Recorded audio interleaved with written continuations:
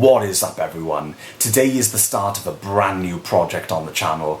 Over the next couple of videos we are going to be taking a look at a load of new kit and we're going to be completely transforming my home network. Now I just so happen to have a rather large box next to me here, so give me 1 second. So for those of you who saw my cheeky little teaser post on Instagram, this is indeed a box from Ubiquiti, and of course it is full to the brim with gorgeous Unify networking equipment. So without further ado folks, in this video today we're going to be unboxing and taking a first look at all of this gear, and we're going to be chatting about a few different things that we're going to do further on in the series, including configuring and deploying all of this gorgeous equipment. So sit back, relax, this is going to be a really nerdy series for you all to get your teeth sunk into. I cannot wait to get started.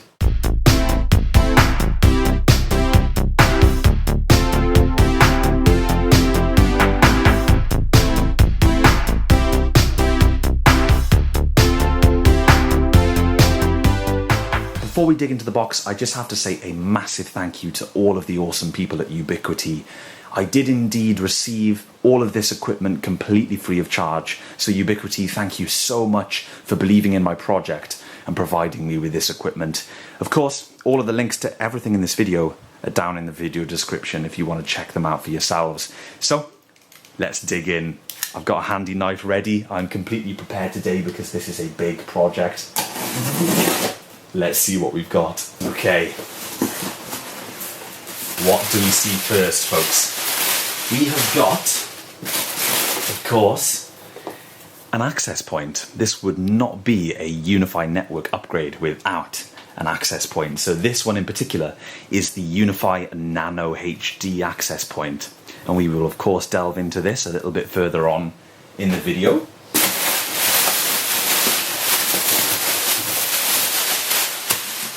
Next up, we have a camera. This is the Unify G3 Flex camera. This is the only camera in the package, and I didn't originally request a camera, but I'm so glad because I will be able to demo a lot more of the features of another piece of equipment that we have in the box here today.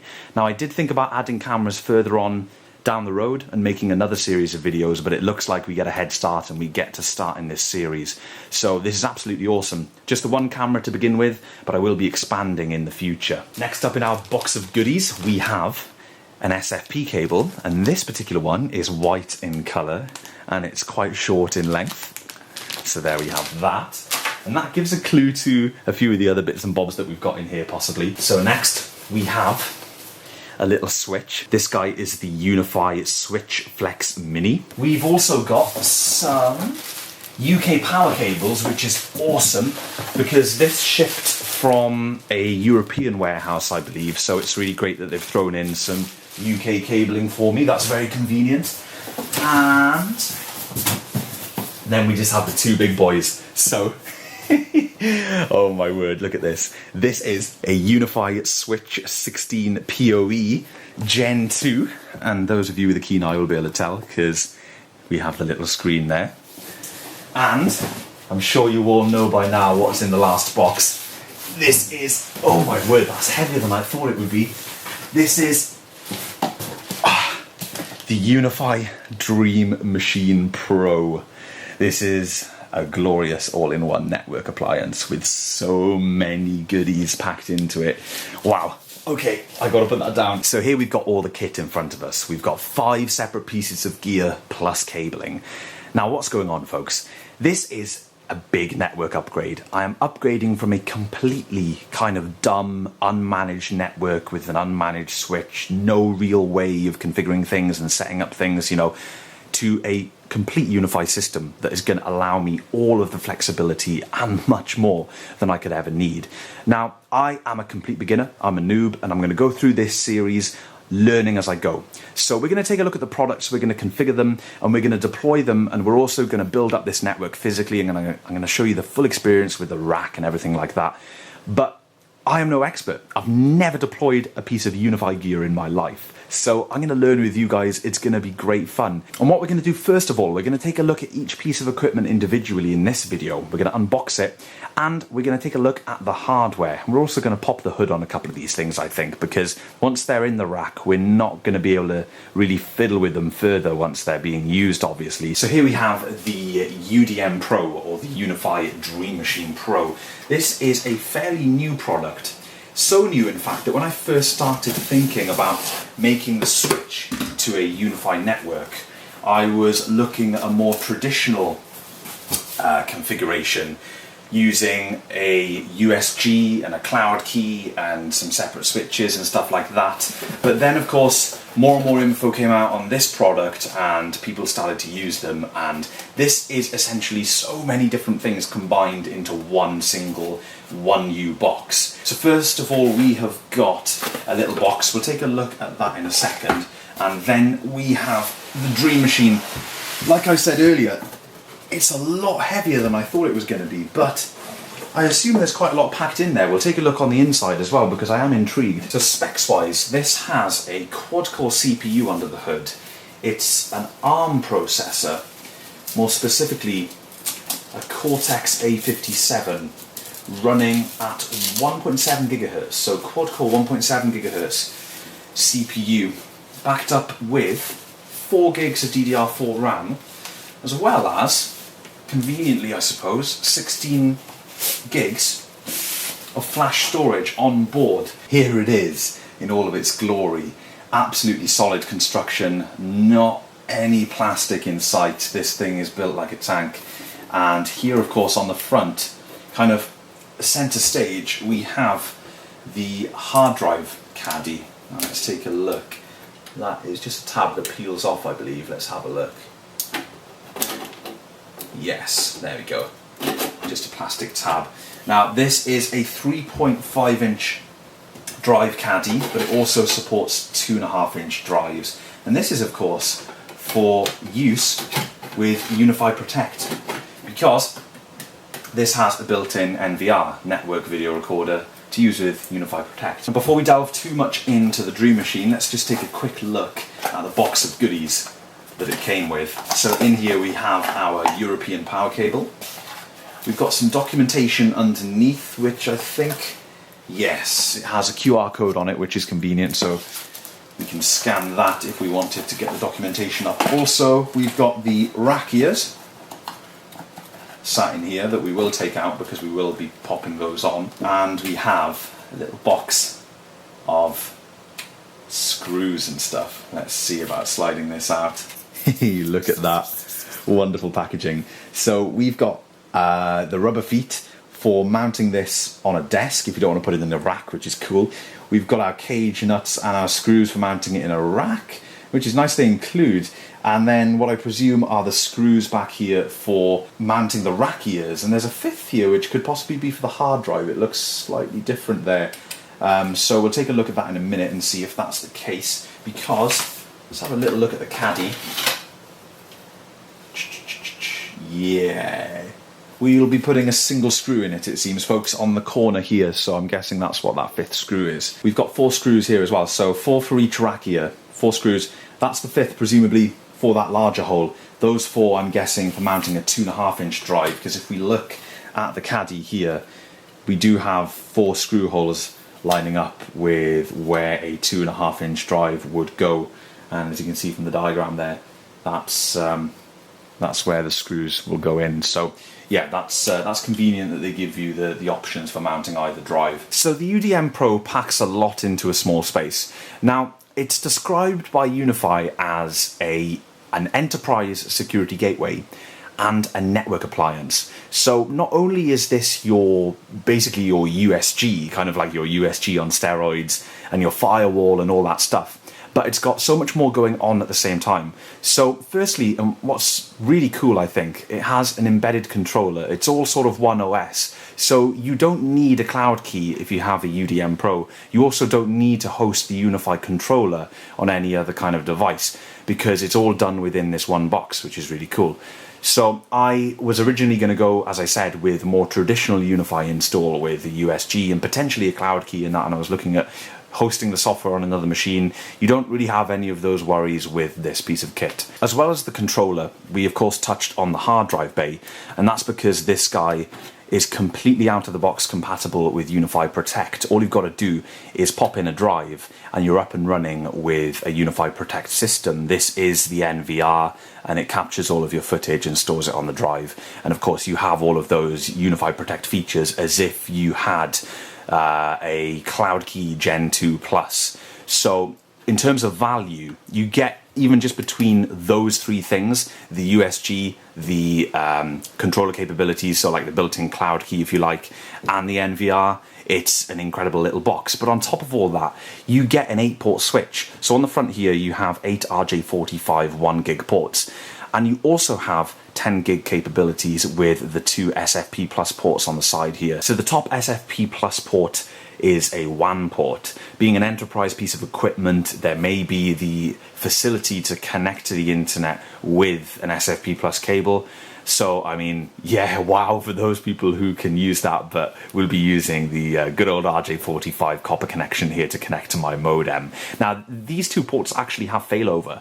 So if you've got cable connected to both and an incoming internet connection feeding both ports, if one connection goes down, it will fail over to the other and vice versa, so you won't lose your internet connection. These ports will constantly work together to ensure that.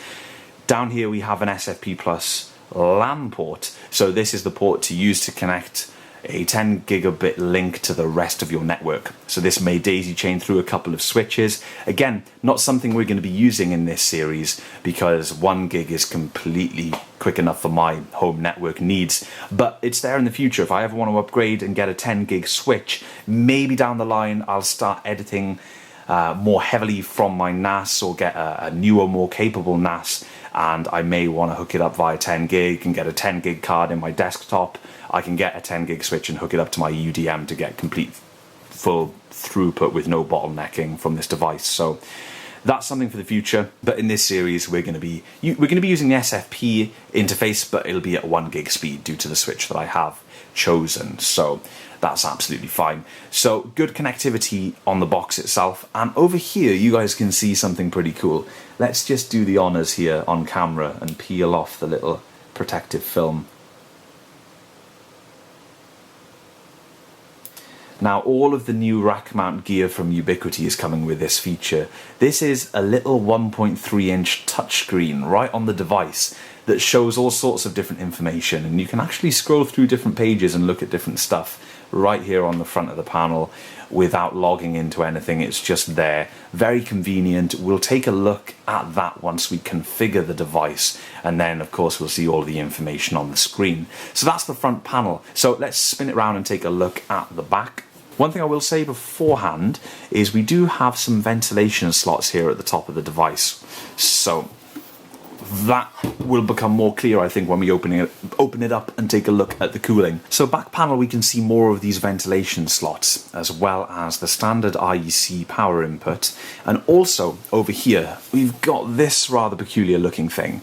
Now this is actually for an upcoming product. I don't think it's released fully yet. This is for the Unify Smart Power piece of equipment, which is basically another rack mount bit of kit that looks just like this, and it has 6 of these Smart Power DC outputs, and you're able to protect 6 pieces of Unify gear in your rack from a sudden power supply failure with that redundant power supply unit. Now, that is a proprietary piece of gear that is not yet released, but it's cool that there is or will be a redundant power supply option with this to prevent you from having any downtime from a blown power supply or a power supply that's burst into flames or whatever the case may be. So I think next order of business, we should take the top off of this guy and have a look at what's on the inside. So this is not a necessary step, guys. As far as I know, there are no user serviceable parts inside. I'm basically doing this on camera so that you guys don't have to if you ever buy one of these and you're curious to see what's on the inside. So while I'm unscrewing this cover, which I believe should pop off with only 4 screws, I will say that even though I've been given this equipment by Ubiquiti, and it's very, very generous of them, I will be documenting every single step of the setup process as honestly as I always do. So I'm just going to be pointing the camera at this stuff, setting it up, and if I encounter any problems, all of it will go in the video, folks. I'm going to be completely 100% honest, and all of my opinions are my opinions. There are some more screws on the back, and I neglected to see first time round, and there's a security seal over one of them. Okay, now we should just be able to lift off the cover. There we go. Okay, lovely. Wow, look at this. Look at this. Okay, so tucked away at the back we've got our power supply board, and you can probably tell by the angle on camera it does not protrude this area whatsoever, so it's a good couple of millimeters away from where a potential second hard drive caddy could go. Obviously the IEC connector is directly connected to the power supply little earth bond there on the case. Next up we have got what appears to be a tiny little fan. Let's see if I can get a better shot of that for you guys. So that's a tiny little fan, and that is right up against the back of the hard drive caddy, and the connectivity for the drive is just there on the edge of the board, the SATA data and power. Now we've got this sort of piece of plastic here that ramps up there, and that's like an air guide, like a fan shroud. And that basically is guiding the air. If we look at the back panel, those slots we saw on the back of the case line up with the space above this plastic here. So all of the air is being guided between this fan and also the other fan. As you guys can see, there's the other fan. And again, similarly, but obviously bigger, sort of ramp up here piece of plastic for guiding that air. In terms of what direction the air kind of goes in, I'm not really sure. You know, does that hard drive fan push or pull? Ah, it's pulling. It's blowing air out this way, it appears, from what I can see at the back there. What's quite cool is there's little holes cut in this plastic to allow the slightly taller capacitors to poke out through the top. We've got a heatsink here and a fan on the board here. This is down in sort of what I'd presume would be quite a warm region. I guess the CPU is lurking somewhere under here. And we've got our Sfp Plus ports sitting there. We've got a very kind of basic looking board. Not a lot going on. We've got a few chips down here, little heatsink there. And then at the front, you guys can just about make out the back end of our 8 RJ45 connectors and our single RJ45 here for the WAN 1 interface. So that is it in the box. There's a lot of space in there, but at the same time I quite like the design and the internal layout. One thing that strikes me is the power supply is completely separate to the redundant power module unit here, so the board can accept the DC that the power supply delivers through this side, but also it can accept a power input over here from that redundant power supply that will be delivering DC anyway, so obviously it doesn't need to run through the power supply. All of that will be figured out by that other bit of kit that will deliver the DC output to the 6 power connectors on the back, the smart power connectors. So that's the inside of the Udm Pro. I'm quite impressed myself, folks. Nice sort of space there for future expansion. It'll be very interesting to see if they ever do anything with that. But right about now, I think it's time to put the lid back on and take a look at the rest of the gear that we've got. Next one we're going to get into is the switch. Now, what I find cool about the Dream Machine is if you don't need PoE and you don't need any more than 8 ports, then you don't even need a switch. Because 8 ports on the device are quite generous. But for me, I need more than 8 ports. I also need PoE. I don't necessarily have a significant reliance on PoE. In fact, I have no PoE devices at the moment. But our access point and our camera will both run from PoE.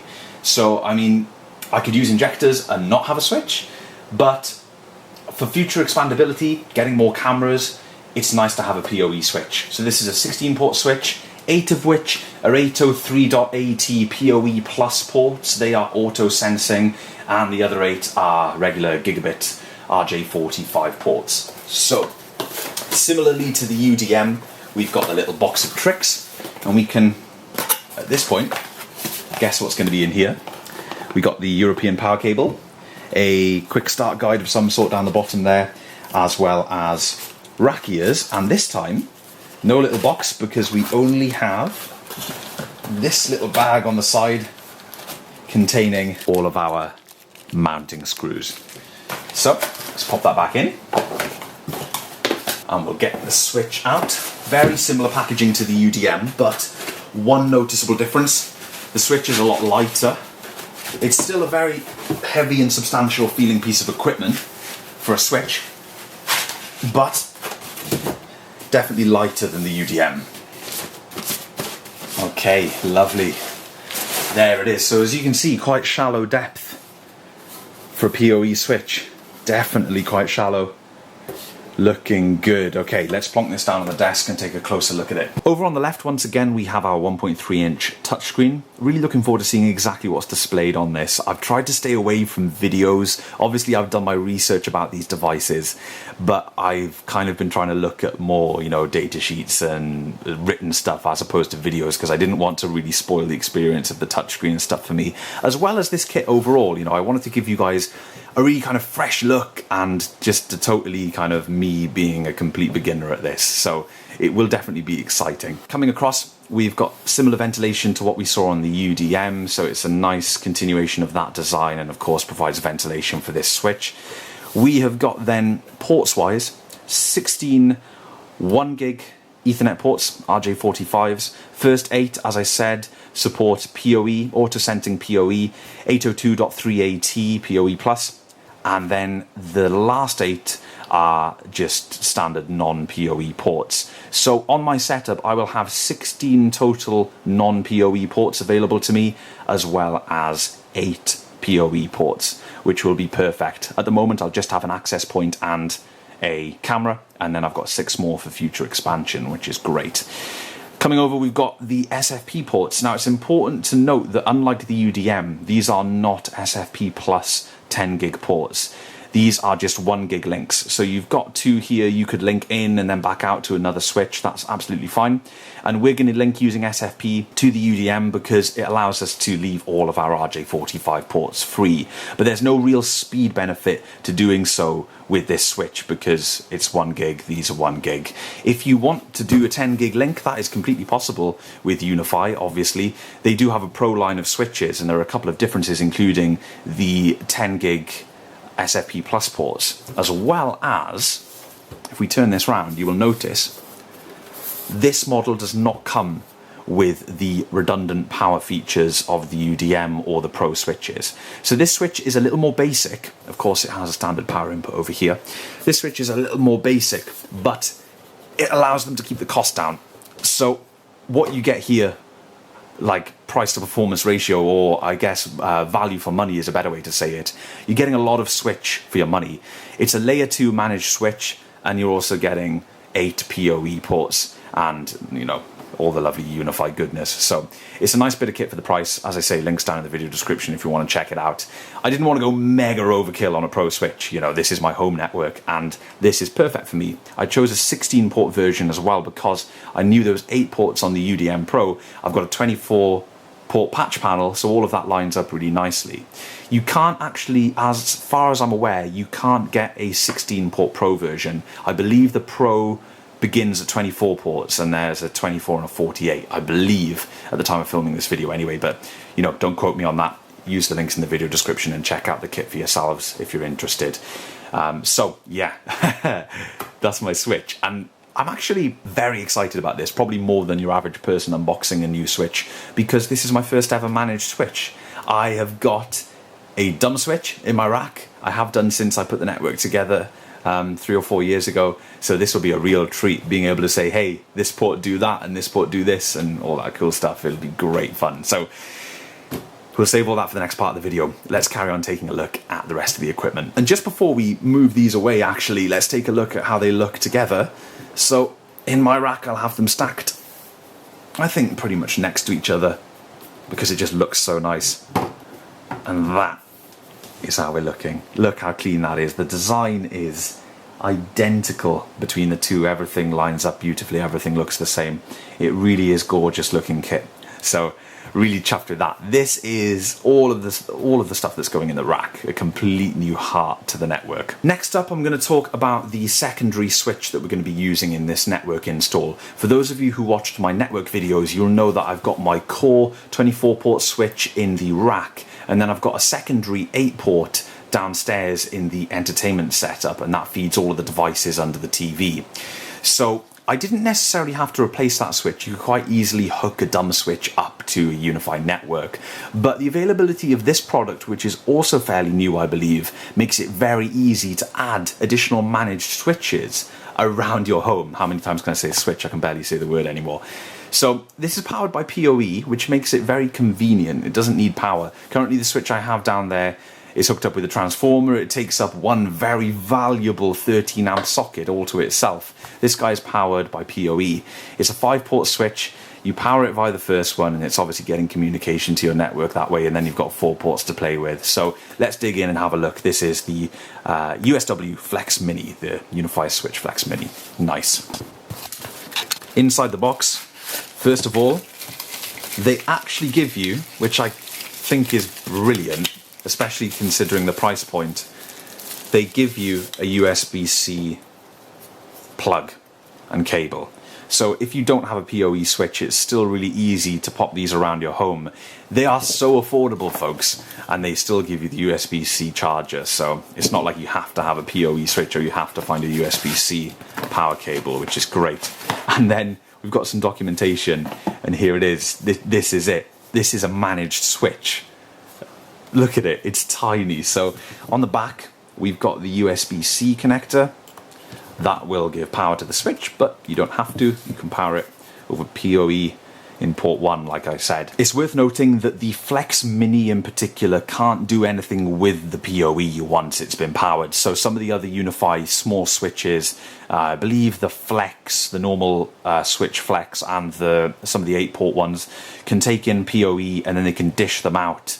Either as a pass-through or a certain amount as an auto-sensing from the other ports. This guy doesn't do any of that. It takes PoE, it powers the device, that's it. This is going on my TV setup, so I didn't need any PoE output. This is just going to be connected to an Apple TV, a Nintendo Switch, an Xbox One, and a Nintendo Wii U.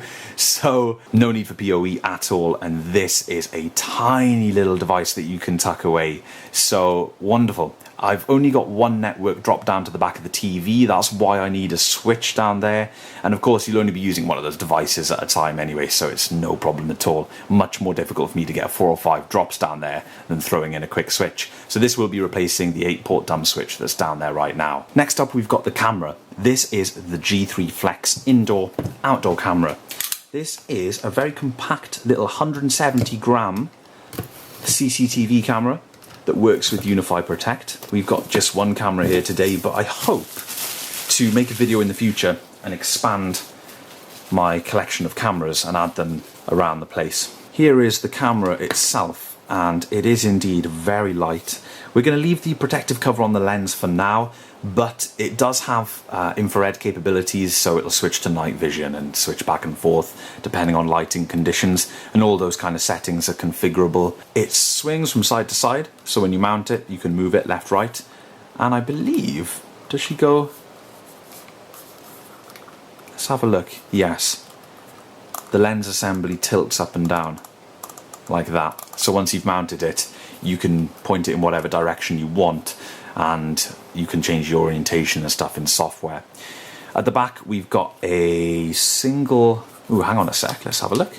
Looks like we remove this, and it just pops up just like this. There we go. And that's the bottom that comes off to reveal the RJ45 connection there, that of course gives power and data to the camera. Now let's have a look in the rest of the box.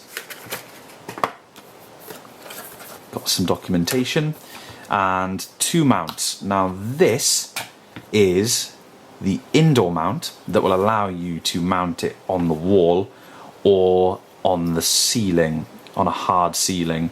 So let's see how that would work. So I believe this just connects to the bottom of the camera like that, and it pushes in, the cable can run through there. Your screw holes are right there, so you can mount it to the wall or the ceiling. And then we've got another mount in the box here. We've got what I believe is the outdoor mount for a pole, so the camera slides.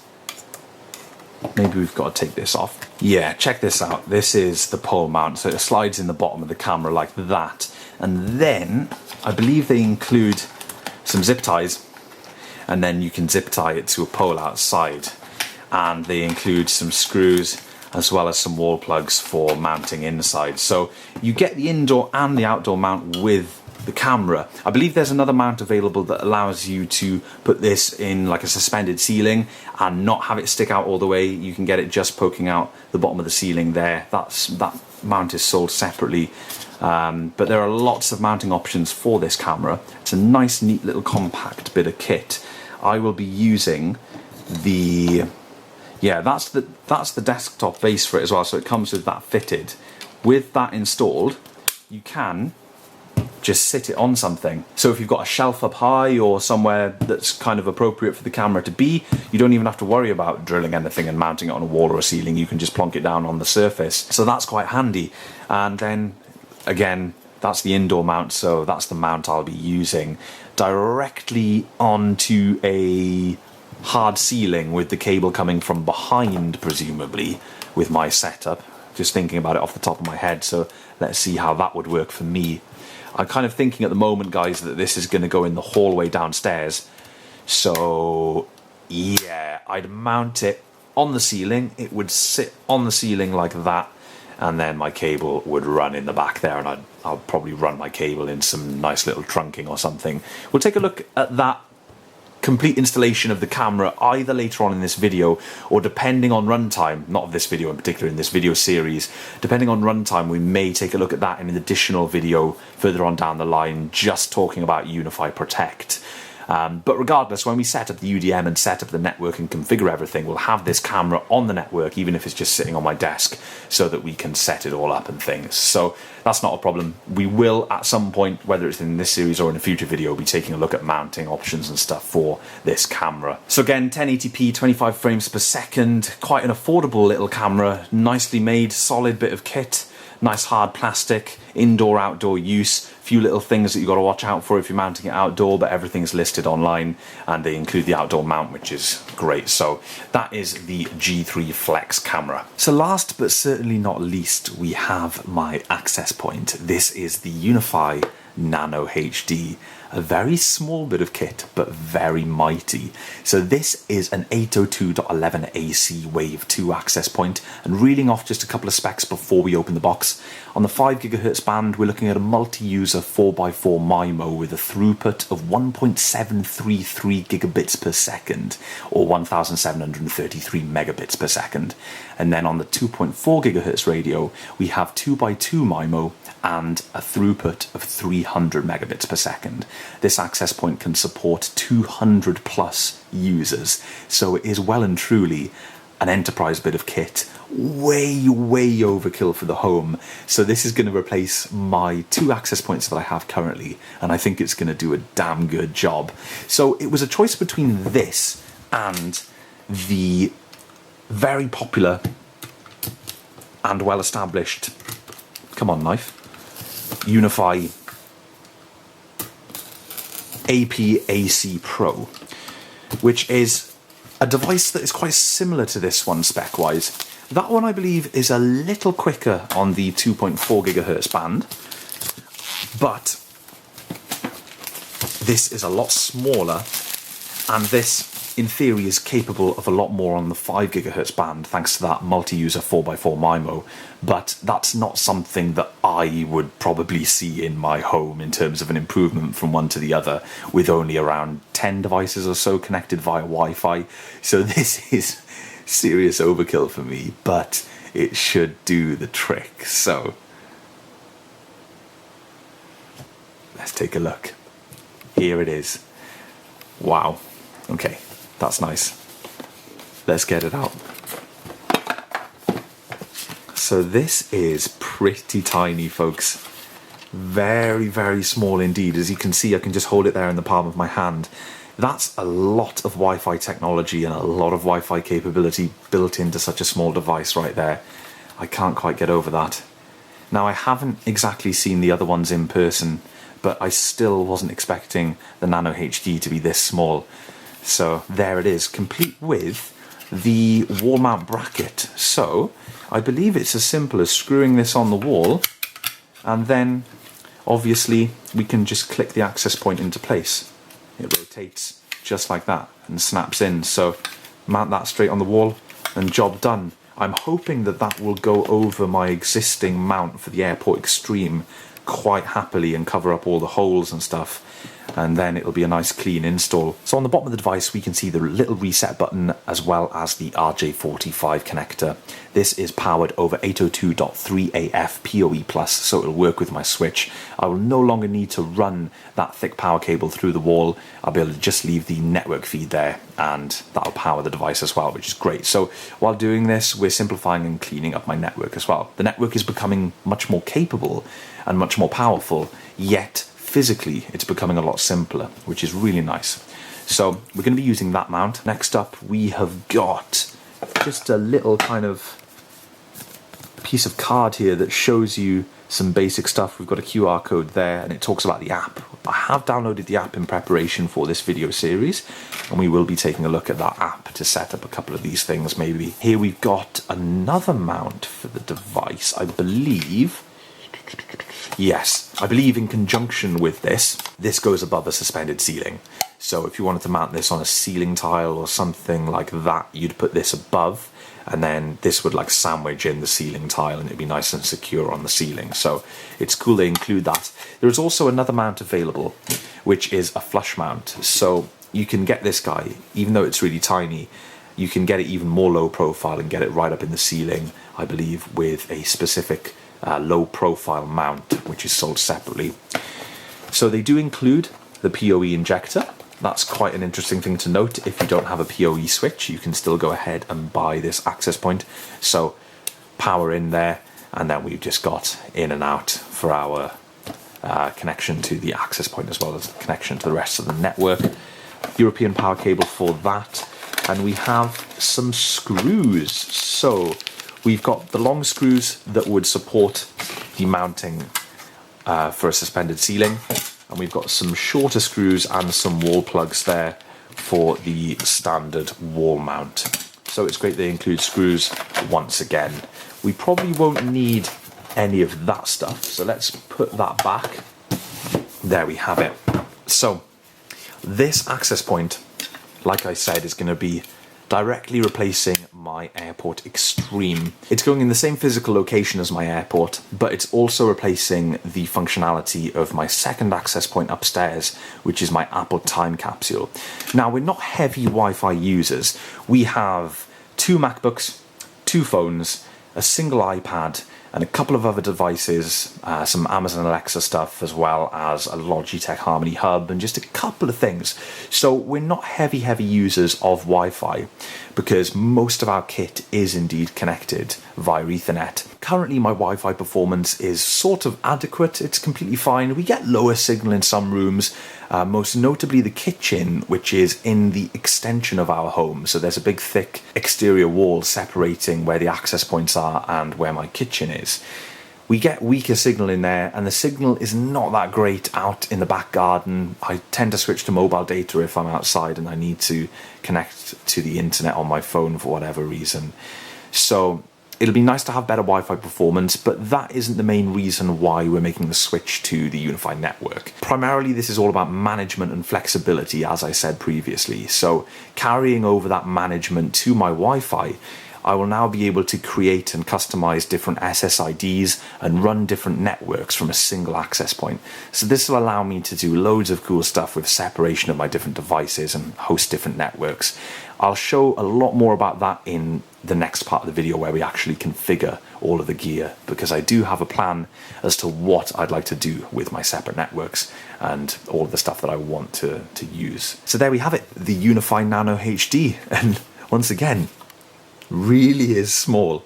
So let's get all the kit back in the frame and take a look at everything together now that we've unboxed it. So here is my complete new home network sitting in front of me on the desk.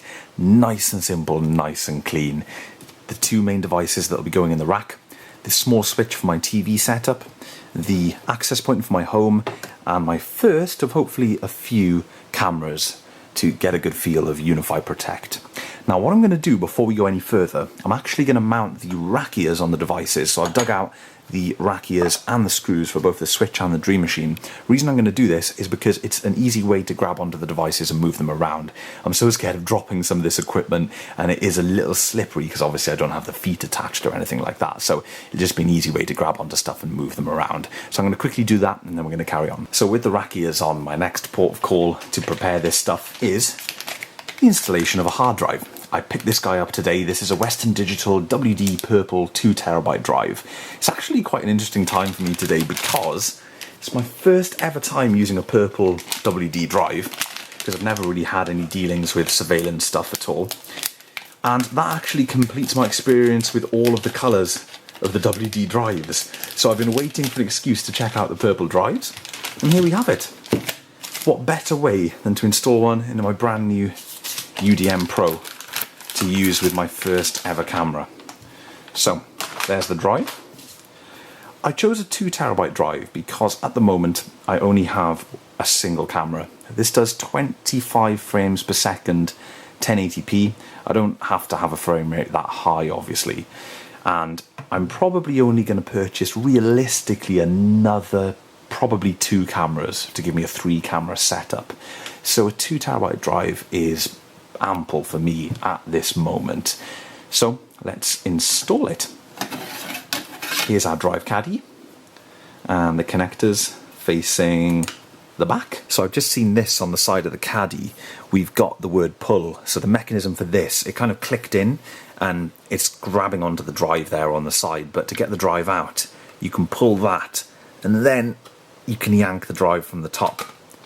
So then you can just snap that into place. That's quite cool. So let's screw in the drive, and it's just a single screw to go in for the 3.5 inch, just into the top corner here, and that along with the little bracket on this side is completely holding the drive in. So let's try and slot this in.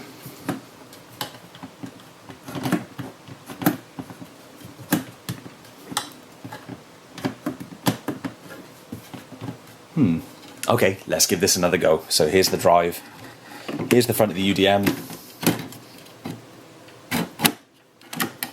and she's in. So I'm going to tell the absolute truth here, folks. There has been a significant chunk of time between the last clip that you just saw me struggle to get the hard drive in and the clip that you're watching right now. I did struggle with the drive mount and the nature of that little arm on the side there, and the fact that it's got to clamp into the drive. When I first did it, I didn't do it flush enough, even though the drive made that successful clicking sound. Turns out that that has got to be completely flush against the side of the caddy to get a decent mount. So, user error, completely my fault. I was just presuming that it would be just as simple as kind of a regular drive sled, where you put 4 screws in and slide it in. You've just got to make sure that the whole thing is sitting flush and ready to rock before you try and ram it into the UDM, basically. Now, I would prefer normal screws. There is nothing wrong with a good old-fashioned screw. So take this drive sled, for instance, is a perfect example. You pop the drive in, you screw 4 screws in, you slide it in, job done. With the Udm Pro drive caddy, you basically screw 1 screw into the 3.5 inch drive, and then you have to rely on the funky clip mechanism to get the other side secure. Now, it's absolutely fine, it works perfectly well if you take, you know, if you don't mess it up, basically. But it's confusing because the 2.5 inch drive requires 4 screws for mounting, whereas the 3.5 inch drive only requires 1, and it has that mechanism to complement it. So, yeah, bit interesting there, folks, but nevertheless, it works, and it's not a major issue because my drive is now in the UDM, and hopefully with all my faffing about with the drive, I haven't upset things too much. So the time has now come to hook up all of our devices. Now, the first thing I'm going to plug in is the Sfp Plus cable into our Sfp Plus port on the Udm Pro and the Sfp port on the Switch. Now this is also quite an exciting thing for me because I have never ever worked with Sfp cables. So definitely a first. And look at the size of them. Wow. So we've got these little plastic covers on the ends. And what we'll do first is we'll just remove the plastic covers from the devices here. So here's a nice close-up of the first plug-in of my first ever SFP cable. I keep getting confused because the UDM in my rack is going to be above the switch, but for the purposes of this outside of the rack setup that we're initially going to do here, the switch is on top just for convenience because it's a smaller unit. So we are going out of the LAN port on the UDM. Lovely. And into the first SFP port on the switch. And there we have it. A very fancy and definitely new to me SFP link between UDM and switch. Nice. So it is finally time to start configuring some of this equipment and setting it up. But for that, we're going to have to wait until part 2 of the video. So I hope you've all enjoyed the unboxing and the first look at all of this gear. Again, Ubiquiti, thank you so much for sending it over. This project is going to be great fun and we're only just getting started. So keep your eyes peeled for part 2. It'll be right around the corner. I'll get cracking straight away and get it out as quick as I can, folks. So thank you all for watching and I'll see you in part 2.